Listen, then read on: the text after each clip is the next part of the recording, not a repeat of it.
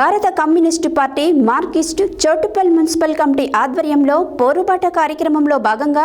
బుధవారం 13వ వార్డులోని జరిగిన కార్యక్రమంలో సిపిఎం పార్టీ జిల్లా కమిటీ సభ్యులు మున్సిపల్ కార్యదర్శి ఎండి పాషా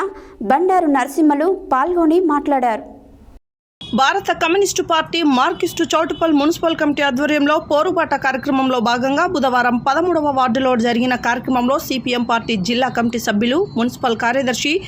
బండారు నరసింహ పాల్గొని మాట్లాడుతూ పద్మశాలిని కాలనీ ఏరియాలో మురికి కాల్వ పూర్తిగా నిర్వీర్యమైందని, సర్వీస్ రోడ్డు పనులు చేయడంలో, డ్రైనేజీ నిర్మించడంలో అధికారుల నిర్లక్ష్యం ఉందని, గతంలో ఎన్నోసార్లు ప్రజలు సమస్యని మున్సిపల్ అధికారుల దృష్టికి తీసుకొచ్చినప్పటికీ కూడా